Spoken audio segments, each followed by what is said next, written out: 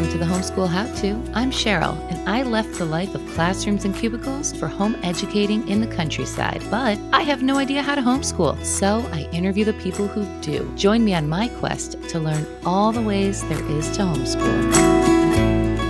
Welcome, and with us today I have Stephanie from Miami, Florida. Stephanie, thank you for being here. Thank you for having me. I'm a big fan of the podcast. That is so cool to hear. All right. So, first of all, I just want to say I'm jealous because you're in Florida where the weather, I'm sure, is gorgeous right now. And though it's nice here, we're getting to that coat weather. And it's just like the season is coming, Oh the my 6 month long winter. Okay. Ouch. Where are you located? I'm in New York. Oh, yes, New York, New York. It's cold over there, huh? Over here, Yes. we're enjoying 70. Oh my gosh. I don't know why I'm in New York. All right. So, are you a homeschool mom? Yes, I am. And that's right, because you got your kids in the back there. So they'd probably be at school today, right? If Right. They we'd already sent them did their off. homeschool for today. Yes, So how many yes. kids do you have and what are their ages? So I have two girls, aged 8 and 5. Have you always homeschooled them? So I started homeschooling my daughter for kindergarten. She was 5 years old. However, after kindergarten, my husband and I decided to put her in a Christian private school because I had started the police academy. So she went to a Christian private school for first and second grade. And then once we were adjusted with the new schedule, the new career, we decided that we wanted to go back to homeschool. So she is homeschooling for third grade. And then my little one started preschool this year, so we're doing homeschool for pre-K4. Awesome. So I get this question a lot. How do I homeschool if my husband and I both work? So I feel like this is a great kind of segue into that. Like, how do you guys make it work? Obviously, when you were in the academy, that was hard. You probably both had similar schedules. So, but what does that look like in your household? My husband and I are both law enforcement officers. So when I got into the career, yes, it was very hard because the police academy took a long part of the day. He was basically the only one taking them to school, picking them up, doing everything. And he used to work the midnight shift. So that's why we had to take a break for those 2 years till we got adjusted. Now we both currently work the day shift. Homeschooling, the beauty of it is that you don't have to follow the regimen of regular traditional schooling Monday through Friday, 8 hours a day, etc. So you customize homeschool and you tailor it based on your own needs. So my husband has 3 days off of work out of the week and I have 2 days. Basically, we homeschool on our days off. And when we're working, the girls are enjoying their weekend. So for them, school looks like Thursday, Friday, Saturday, Sunday. And then they have Monday through Wednesday as their weekend. And so do they stay with a relative or how does that work? Yes, my mom is retired. She retired this year, which was basically an answered prayer. So she's the one that watches them when we're at work. Sometimes she'll kind of like dabble into, the schooling part, but my husband and I are very involved.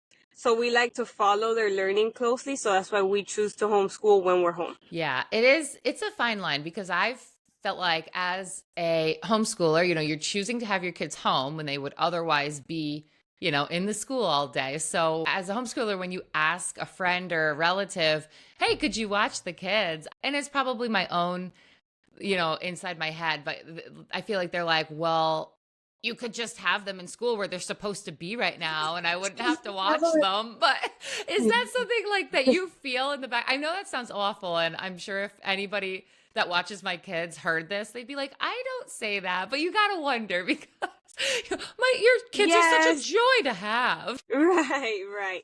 I mean, I agree with you because I was born in Miami, Florida. So I did school here from daycare all the way to college. So I know what that system is like.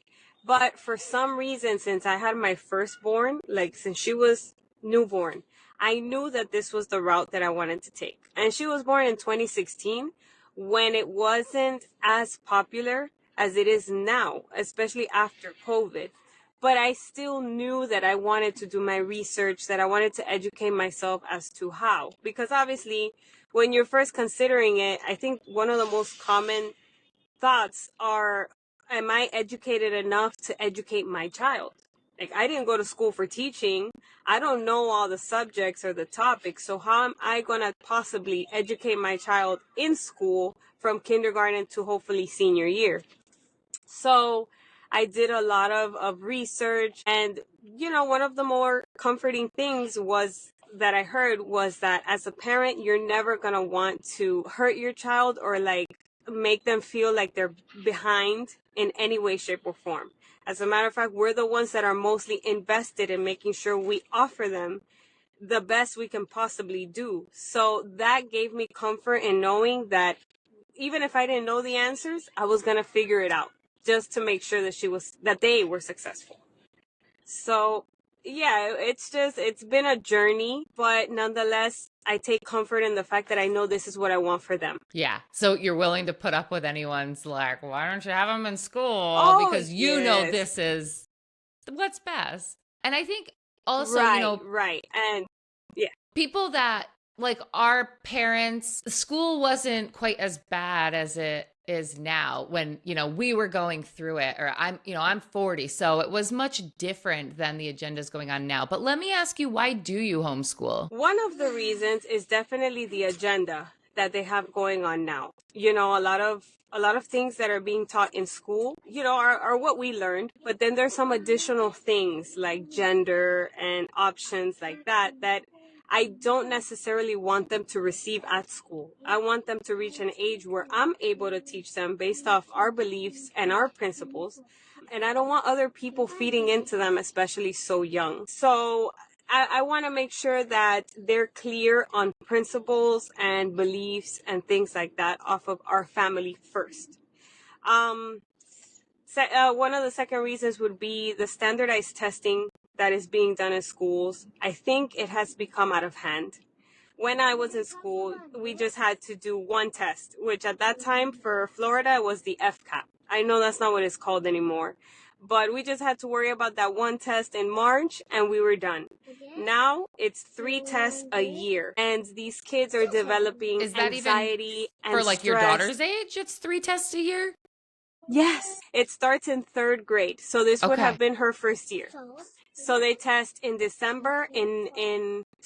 test in September, in December, and in March. And the curriculum for these, everything is geared toward their success in a test. So it's not even about them learning because they're going to retain information. It's for them to retain it for the test.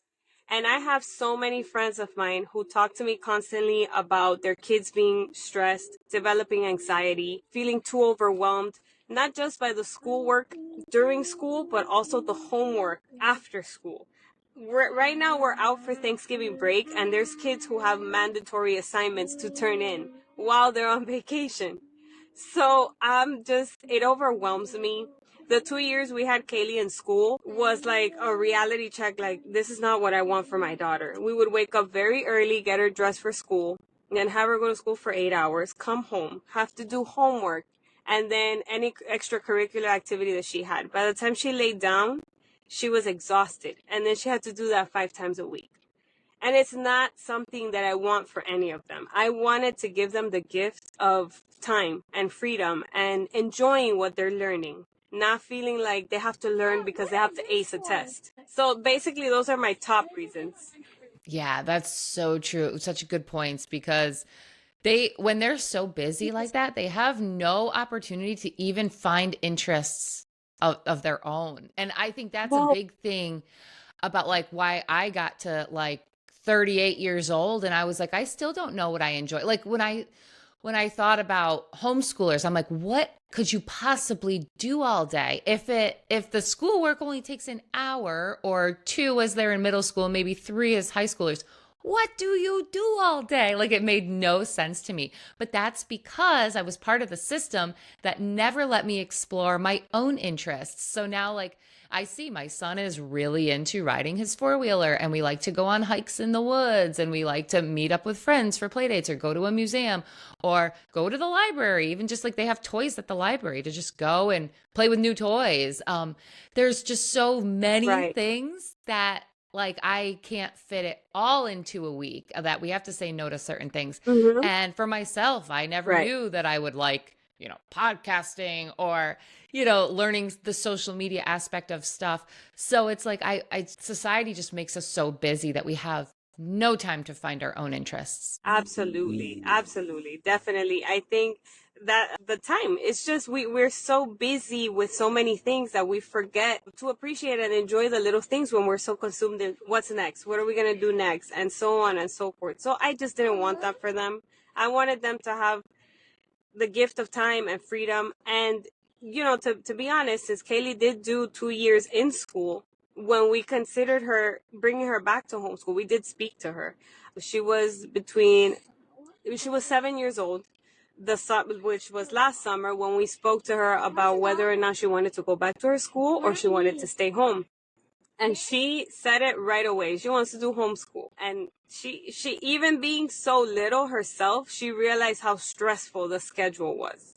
So it was definitely, I think, God's timing. We are grateful that we did put her in school so she could have kind of that experience and know where her preference lied.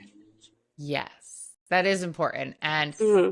when you think about things like this in the beginning, this really concerned me. Things like, missing out on, Halloween parades, or as they get older, homecoming dances and proms or football games, all that sort of nostalgia stuff that we look back on. How do you reason with that? Do you think that they will miss out on that? Absolutely not. I'll tell you, as somebody who went to school, I wasn't even part of all the activities. And the beautiful thing is that we can do so much with them and the freedom and the time that we're giving them, right? Thankfully, I have been blessed enough to have the options of a co-op within our church. And, they get to play when all the other kids are at school. They get to have fun and be surrounded by kids their age. And we get to take field trips. And she is also in jujitsu. She used to do gymnastics and ballet. So whatever she wants to dabble on, we have the option to give it to her. So I love that we're giving her different experiences, and she can say, oh yes, I like this, I want to continue, or I don't. So I don't really think she's missing out on anything. She's actually gaining experience in different areas and kind of checking off what she likes and what she doesn't like. She's being exposed, I think, more so than if she is in school. That's such a good point. You're not missing out. You're actually getting opportunities to do other things. And it's like, you don't know what you don't know anyways. Like, I don't know what kids do in France. So am I missing out on something because my experience didn't look like a student of France's? Like, yeah, okay, maybe I'm missing out, but does it bother me? No, because I don't know what they do. So I don't care. So like, when I think about that, like, oh, is my child missing out because they're not going to have the traditional prom? It's like, well, one, you can just make that in your homeschool community. You can do a dance, you rent a hall and get the homeschoolers there. Right. So you can do it. Right. But two, it's like, why do your kid doesn't, it because you had it. Your child doesn't know it. So like, they don't know what they're missing out on anyways. And was it really that fun? No, probably like the planning of it was the fun stuff, like finding a dress and spending way too much money. That is really just stuff that doesn't need to happen anyways, because it's such that instant gratification. And then you're like, it's just gone. Okay. So just like a wedding, they're like mini weddings. Right. So putting that into perspective for myself and for other people, I think is helpful, because that is generally the dads are the ones that are like, well, are they going to miss out on this stuff? They don't want their kids to be like weird and resentful, right? How does your husband feel about it? Right. My husband was actually all for it. He was very supportive from the very beginning that I kind of planted the idea. He loved it. He was always been like, okay, how are we going to do this? So he didn't mind doing it, but how? How were we going to pull it off? Once we took the leap to go back to homeschool after, he was a little more concerned because we were both working. But again, it was more like, how are we going to do this? And it actually freed up a lot more of his time, because he used to come home after working the midnight shift, and then I would have her ready and dressed for school, and then he would have to drop her off in school. And our school was about 20 minutes away from where we lived, plus traffic. So he was he hadn't slept all night and he was stuck in traffic and then trying to come home. He would sleep for a few hours before he had to get up and pick her up all over again. So it was a very exhausting and overwhelming time. So he found himself having more time now as well. Even though now he works mornings, but he still felt like that relief from not being so stressed out. He's always been very supportive. Like I said, when I'm at work and he's off, he'll homeschool and he'll sit with them and explain to them math and whatnot. And like I said, we weren't the smartest of the bunch, but again, like that devotion and that desire to make sure that we educate our girls, it's what drives us. And I mean, he has surprised himself with the way that he's learning. Yes, that is one of So my biggest. it's been an experience for the family. Yes, what types of curriculum do you guys use? We use Abeka. So I've been using Abeka since kindergarten. And I really like the structure of it. And I think one of the things I love the most is that we have the video led option. So we have a teacher there breaking things down. So we can also kind of like, if there's things that we don't remember, we're like, oh yeah, okay. So now let's explain it to them. If they don't understand the way they're explaining it, we'll break it down our own way. But I feel like it's a way for us to also rely on professionals who studied education and things like that. Yeah. So how many hours a day or how much time a day? And you said it was 4 days a week that you generally spend on the curriculum. How long does it take each day? So generally for Ava, it'll take about an hour and a half. And then for Kaylee, between 2 hours to 2.5 hours. Yeah, that is a lot because they're young. But when I've looked at different curriculums, Abeka was one of the ones that was more intense for sure, which is great for some people. Abeka has a lot of classes. Mm-hmm. Right. Abeka, so the way that I have been able to customize it, they do have a lot of classes. So Ava will have maybe about 5 classes, and then Kaylee will have 9. And that is a little overwhelming because it's homeschool, right? So homeschool's supposed to be a little more relaxed. But I don't give them all the classes. So, we focus on math, reading, and writing. And then sometimes they'll have crafts here and there, but I try to focus on the fundamentals. So that's how I've been able to tweak it. I do the unaccredited version, so I don't have to report their assignments to anybody except our evaluator, because in Florida, we do have to have the work evaluated at the end of the year. So that's the person that I report it to. But as far as unaccredited, meaning not having to send back any documentation to Abeka. That's how I have decided to do it. The first year I did do accredited because I thought for some reason I was still, again, trying to figure it out. So I did have to send over some assignments at the end of the semester, things like that. But I really don't think it's necessary, especially at the younger grade levels. That's the first time I've heard of a curriculum having an accredited and an unaccredited version. So is it that they will take more like for the states like mine that have to report a lot? We have heavy reporting requirements in New York for homeschool. So will they kind of take that portion over for you if you do the accredited one? They do. Yes, they actually do. They actually do, which it works well for some people, but I didn't find it necessary.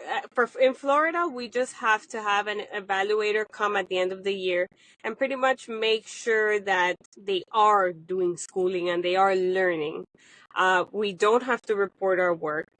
But at the time, I guess I thought, because I wanted to do homeschool long term, I thought it was something that I should do from the very beginning.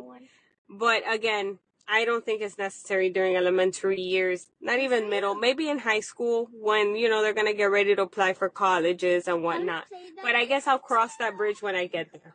Yeah, one step at a time with homeschooling, that's for sure. And that's nice because you can change however you want to do it. Do the girls seem to like the Abeka, or have you had a lot of pushback? I know that your daughter had a little bit of time in school, so she is kind of used to what it could be. And then when you get kids like my son that are like, I don't even want to sit here for 20 minutes.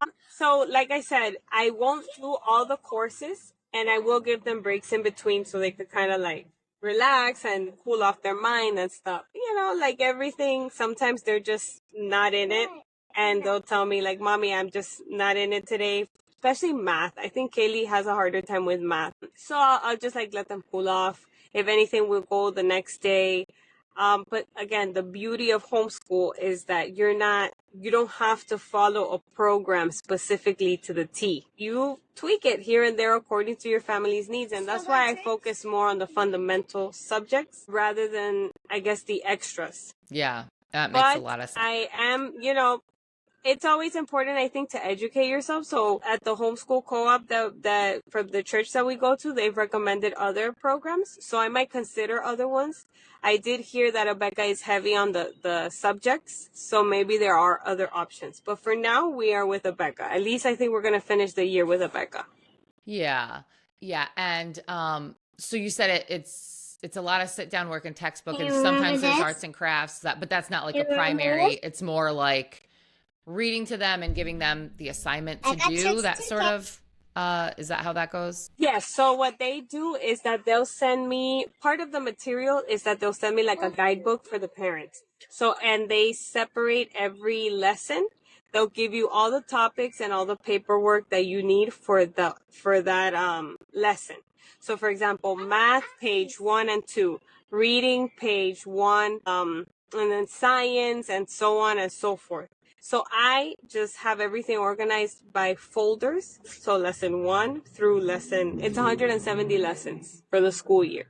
So I have 170 folders, and each of the paperwork for the day, I put it in one folder. So all I have to do is pull out the folder, and this is the work for the day.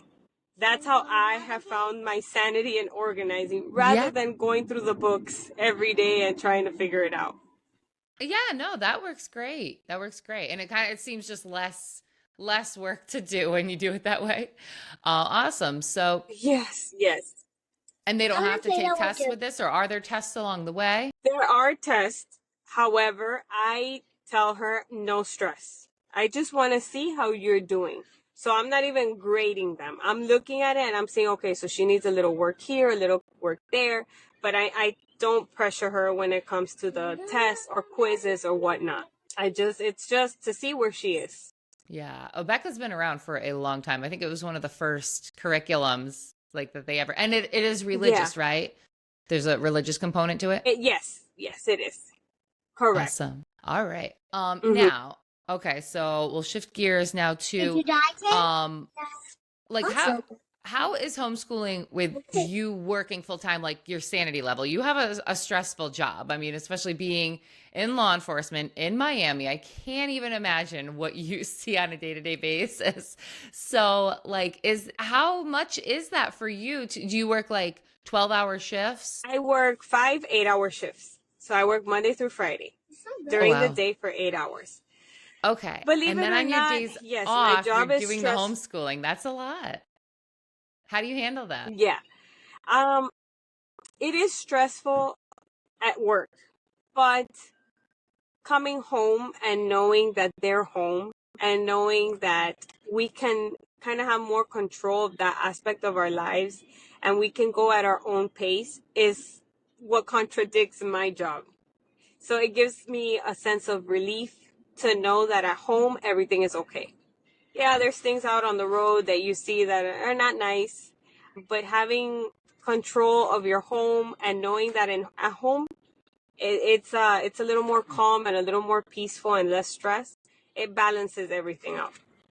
Yeah, and I think that's another reason why homeschooling was pivotal for us.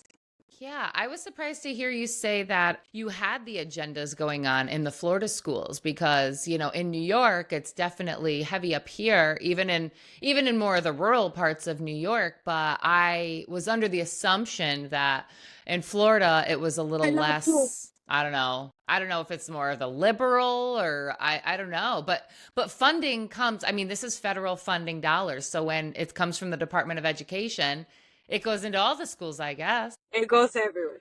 I would say that yes, I guess because of our governor, maybe there's a little less than New York, but it's always there. I mean, I think our kids today are being faced with a lot. Definitely, they're being faced with a lot more than we were. When we were growing up, we weren't thinking about changing our genders at such a young age, or we weren't thinking about partnerships at such a young age. Now it's kind of like, okay, so where do you go? Do you go this way? Or do you go this way? Even in cartoons, and I'm talking about elementary level cartoons. I'm not even talking about middle school and high school, because I know that topic is more prevalent in adolescent years. But in elementary school, you're seeing the cartoons, they've shifted gears. And unfortunately, with my daughter, there's a show that she really loved as a 6-year-old. And then all of a sudden, we see that one of the episodes, has already development in, I guess I'm trying to be gentle when I describe it, but it's just geared toward the same sex relationships. And she was 6. And I hadn't even had that talk with her about, what that is. She had no idea. So the fear of their exposure at such a young age, it was like, no, I don't want this for my children. I'm trying to preserve their innocence as much as possible. And I know that one day they'll be exposed to many different things. However, I want to be the one to guide them. I don't want other people doing it for me and other people feeding them their agendas.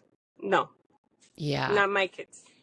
How much? So, all right, you have, since you are working and not only just working, but you're like really out there, like on the streets, seeing what is going on in society today. So, for someone like, the homeschool mom who maybe stays at home with the kids and really doesn't see that stuff, but kind of hears things, like, do you have advice or justification for like, no, like the stuff I see, like, what are some of the things that you do see when you're out at work that kind of confirm or solidify your decision to homeschool? Is it as crazy as we think it is from our home? Fortunately, it is.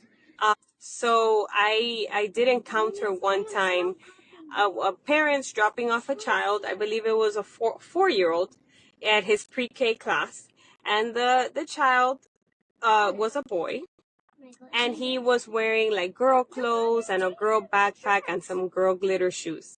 So the teacher shared with me that the mom and dad, male and female, they just wanted to give their child an option. They wanted to kind of like implement in him the freedom to be whatever he wanted to be at that age, 4 years old. And, obviously every parent has their own decisions to make. I do respect it, but it is like that.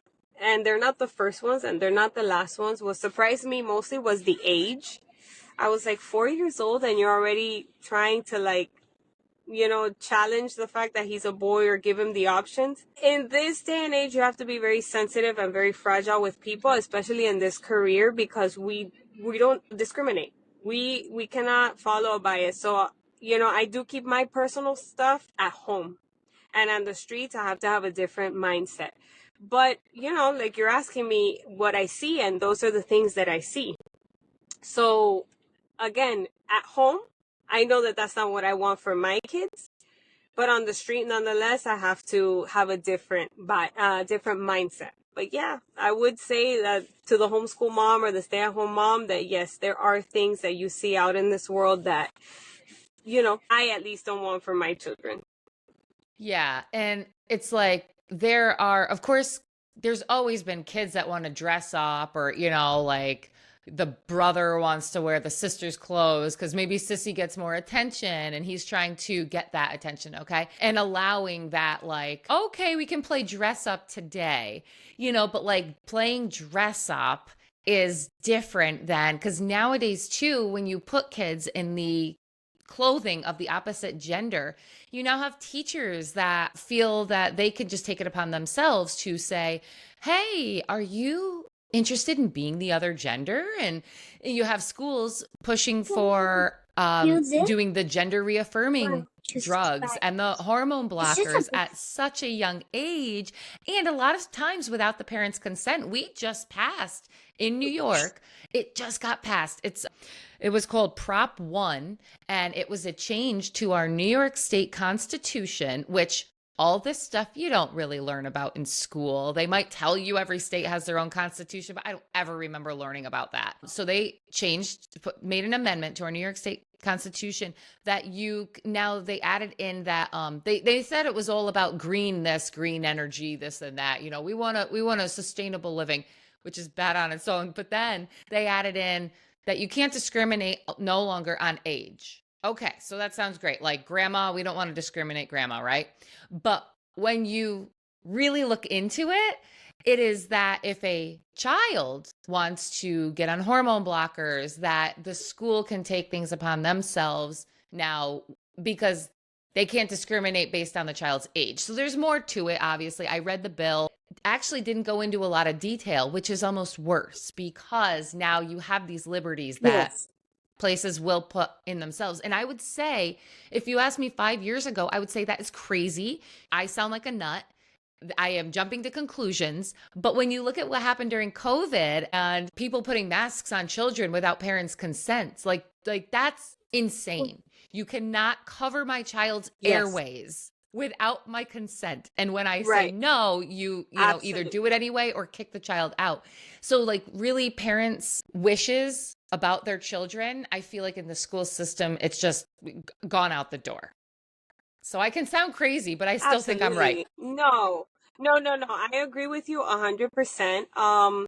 Institutions want to and like put this doctrine on our children without us even knowing, which is crazy because we're the parents. We're the ones, we're the caretakers. We're the ones that are raising our kids. So you're telling me that you want to be able to bypass me, right? The person who carried these children for 9 months, the one who feeds them, the one who takes care of them, who's responsible for them financially, and to make sure that they are good additions to society. But you want to bypass me to indoctrinate them how you want. So for them to be liberal and for them to think that everything is okay and permissible. No.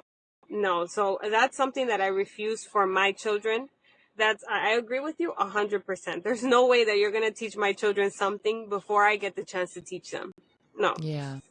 Now, do you think, Thankfully that's not our case here in Florida yet, but I wouldn't be surprised. I mean, Florida, like I said, our current governor is a little bit more strong-minded in that sense, but it's just that we're seeing so many things today, and it wouldn't surprise me when it comes here. yeah. I mean, I think our elections in New York, I wonder about how legitimate, even our governor's races are, because even though we have New York City, there's a lot of country in New York, and a lot when you look at how different counties went, it's a lot of, I'm not surprised that we're so strongly Democratic here, but when you look at the map, there's a lot of farms in New York. I don't know if, but Yeah. and I thought after COVID, a lot of people moved out of the city too. So I'm wondering who's even there voting.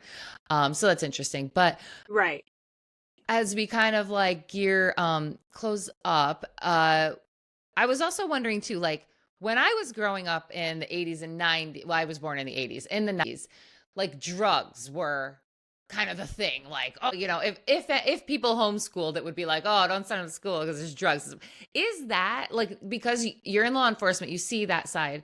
Is that even a thing anymore? Is it a worry? Is that lower down on your list of concerns for sending your kids to school? I feel like we don't hear about it as much anymore. Or if we do, it's like the more of the opioid epidemic sort of thing versus like, I mean, I don't know. I didn't really, but you know what I'm asking. That- yeah, that's not really one of my reasons, but I can see where it's a concern for a lot of parents, especially middle school and high school parents, because we definitely see a lot of THC, vape pens, marijuana in schools. And if you're an adult, go on, go about your business, do what you choose to do. But we're seeing this more prevalent in middle school and high school kids in the bathroom using vape pens or even selling. It's crazy how many kids will get their hands on a lot of vape pens and just start distributing in schools. So I can definitely see where that's a concern for adolescent parents. I don't think I'm there yet, or that hasn't been on my list of why I homeschool, but I can see where parents are concerned because it's very common. And the thing is that it's very hard to prove if it's THC or hemp or whatnot. So labs in Florida are not even really processing those charges. So it's kind of like, okay, you get caught, it will only go so far. Nothing. Yeah, nothing really happened. So it's very prevalent here. Yeah. Interesting. And I Okay. know that it slowly but surely is becoming legal in a lot of different parts of the United States. And I know that that's something that is going to continue to be pushed. So I can see where it's a concern. And what are your thoughts on like the shelter in place drills? I've had, as I kind of think more about it, that has become more of a reason that I don't want to send my kids to school. I think just the sheer aspect of having a shelter in place drill is kind of a traumatic event for a child. And we're like desensitizing them and teaching them that, guns are the problem and your neighbor can turn against you at any time. But what are your thoughts since you're in law enforcement? Are these traumatic events for kids? Are they necessary? Are schools even safe? So that's definitely on my list of why I homeschool. And I am a school resource officer, so I'm specific to the schools. It's something that I have to do on a monthly basis, those drills with the kids. And it's not easy because, yes, we are essentially preparing them for a mass casualty event and what to do. And it's very unfortunate that we have to do that, but it's something that, as horrible as it sounds, has become common. And we've seen it throughout the years, the massacres, it's terrible. So we do it kind of like to bring them to awareness of the possibility, but always hoping that it doesn't happen. Nonetheless, bringing their awareness up. Like if something should ever happen anywhere, just be aware of things that you can do to make sure that you stay out of the way in those moments. Like make sure that the lights are off. Make sure that if you happen to be in the hallway, you run in the first door that you can and you lock yourself in. Making sure that if you by any chance have a chair, a desk chair, you lock it over the door hinge so that nobody can push open. We go over this with the teachers more in detail than we do with the kids. With the kids, it's simply lights out, nobody speak. With the teachers, we do go into detail of things that they can do and objects that they have in the classroom that they can use to make sure that door does not open. It sucks. And I'm sorry that there's not a fancier word. It Yeah. sucks to put these kids in those mindsets. But at the end of the day, it's something that has happened in different parts of our country, and it's something we need to bring awareness to. So here in Florida, I'm not sure how it works in New York, but here in Florida, after the Parkland shooting happened, they have implemented that we have a school resource officer at every single school. So, we're dedicated to that school. We have to be there every day that the school is open and make sure that, we do our walkthroughs. We're always around the area. We're visible and prepared for such a tragic event. Yeah. And Parkland was the one where, is it accurate that like a door was left open and that's how the Yeah. shooter got in? Yeah. That would be Texas. Okay. Yeah. That would be Texas. That would be the Uvalde shooting. Yes. Yeah. That a door was propped open. So, as SROs, that's school resource officers, that those are things that we look for through our walkthroughs. We make sure that the doors are locked on the outside so nobody can just barge in. We only have one main point of entry, and somebody has to be there to make sure that whoever's coming has signed in, has a badge, has a sticker, things like that. It's very unfortunate, like I was sharing with you, but I do think in the time that we're living, it's necessary because we're already at a disadvantage when somebody wants to do something like this, because they already have a plan. Maybe they've done their studies about the area that they want to target. So we are already at a disadvantage. So doing these drills kind of helps us a little bit to make sure that we do what we can in such a horrible moment. Yeah. And I tell the kids all the time, because sometimes, for them, it's just, turn the lights off. And they get, excited and they start, laughing. And I tell them, I need you guys to take this serious because this is the most practice we're going to get. you know, God forbid such a terrible thing should happen. Yeah. So I do encourage them to take it serious, and it's unfortunate. It breaks my heart anytime we have to do these, but I do think it's necessary. Yeah. And I had something in my head. Sorry. Yeah. No, you're okay. I had like a million thoughts I running know through it's a my heavy head one. at that moment. Yeah, it really I is. know it's a heavy one. It's a heavy one. Oh, I know what I was going to say. So yes, the yesterday, a friend of mine said, "Can you pick my son up from school? There's a half day," and she was in court with the son's father. So she said, could you pick him up either at school or at my house when he gets off the bus?" So I went to her house when he got off the bus, except he didn't get off the bus. And this is a 6-year-old, first grader. And so I contacted her. She said, "Oh, well, the father's girlfriend instead picked up the 6-year-old from the school." And I'm sitting there thinking, how would I have even been able to pick him up? And how is the father's girlfriend of the week able to pick him up? Like, this doesn't seem secure to me either. So when you're talking about, like, things we can do, we do have, recess and before school and after school. Like, we can't keep them safe at all times. And I understand that's just part of life. Like, we can't keep our children safe 24 hours a day, 7 days a week. Like, my kid rides a four-wheeler, something could happen on that. I'm totally aware of that. But I was kind of shocked to like hear, like, okay, here I am ready to pick up your son and he's not getting off the bus. And the 6-year-old went with a dad's girlfriend, and that it is that easy to go.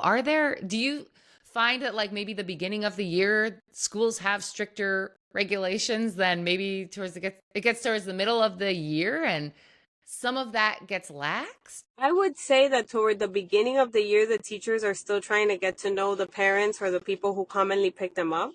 I would say that throughout the year, they kind of become more familiar with the faces. And if they see somebody, they'll kind of question. I have seen teachers who kind of be like, "Oh, who are you? Or are you new? Or will you have permission?" Obviously, throughout the school day, they have to go through the office, and then in the office, they check for proper documentation, ID, who this person is that's picking up and whatnot. There are so many kids, like the Yeah. teacher to kid ratio, is very minimal. So it is hard to keep tabs, but I do give credit to teachers because they do so much. And they really, the majority of them, really like get to know these children throughout the year, and they take care of them as if they were their own. So they do what they can. But generally, teachers are really stretched thin. So slip ups can happen, like happened right there. Parent involvement and communication is so important. And I know when there's issues going on in the house, there's room for error. Yeah. And that it's really tough situations working in schools because you really see the families that are going through it. You see them going through it. It can get really ugly. To close up, does that sort of stuff, because you are in the school, you see all of it, and you're a very kind woman, so I'm not trying to put you on the spot to say anything bad. We know that No, teachers do so much, but there's so many tax dollars getting taken, and the teachers don't see it. They don't see it in their classroom. They don't see it going to their students. They don't see it going to their pockets. It's administration. But yeah, yeah. since you do see what's going on in the school, this helped solidify your, like, decision to homeschool? Absolutely. My goodness. I see these kids around test time and I feel so sorry for them. And I try to kind of cheer them up. If I see that they're stressed out, make them laugh a little bit, ask them how they're doing. So what I do as a school resource officer, I try to do presentations about bullying is another one. By the way, peer pressures and bullying, that's another reason why I decided to homeschool. But I'll try to do presentations on that to make sure that they ask for help when they need it. So I make myself as available as I can to these kids. And I do see the stress that is put on them when it comes to testing, when it comes to peer pressure, when it comes to being tired. These kids, they get tired.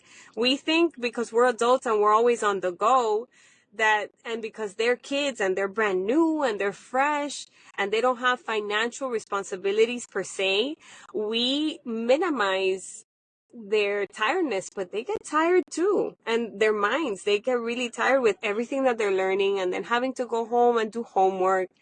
So definitely working at school has even solidified my decision to homeschool. Every day that I go home, I see it as a huge gift and a huge advantage that I'm giving my daughters. I promise you, as their mother, I don't feel like they're missing out on anything. I feel like they have an advantage that I wish I had when I was their age, and I always remind them of that. And they're very aware of it, even though they're little, especially the older one, because the older one went to school. The little one, not so much, but I know that through the years she'll get it, because she'll see other kids her age who are maybe in school, and she'll kind of, I guess, compare that. But it's just my decision is solidified even more so working at the schools. Stephanie, thank you so much for your perspective. This has, and like I said, like you said, it's no bash on teachers. Like they do everything that they can for the most part. No, Like they're great. 95% of They're teachers amazing. are absolutely amazing, but this is just the reality of what we're in. They're not doing the right thing with our money. They take well, we spend a lot in school taxes here, and we're not seeing it pay off and even all these tests. The test scores aren't good. So it's like, what are you doing all day? No, it's too much pressure even on the teachers, not just the Yeah. students, but even Yeah. on the teachers. I'll take this time to say my hats off goes to any teacher watching this. You are amazing. I know from experience that you all and women do so much more than we even see. And you guys are stretched thin. I think it's countrywide, unfortunately. And I wish that they were rewarded more for everything that they do, because teachers, they really give, and I see it day in and day out. And my decision to homeschool it has nothing to do with the teacher not being enough for my kid. It's just that they're stretched out too thin. So I've taken their education into my hands. But I know that not everybody can, unfortunately, or because they simply don't want to, which is perfectly fine. But I've chosen this for my children, and I commend the teachers because they really put a lot out there and they don't get rewarded enough or recognized enough. Yeah. Your perspective has been so interesting to hear. I really thank you for coming on Mhm. today and talking to us about this. Of course. Anything else that you Of wanted to course. Thank make you for sure we having chatted me. about? Yeah. I appreciate your podcast so much because you've covered so many different topics that I need to hear and that keep me moving forward, different perspectives, and I just appreciate what you're doing. I'm grateful that you've given this homeschool podcast a home for people like me who need that support and that encouragement. We just come here and we feel good. So thank you. Oh, that's so sweet. Thank you so much. Thank you, Stephanie, for all that you No, thank do. you. And thank you for your service Thank as you, well. Cheryl.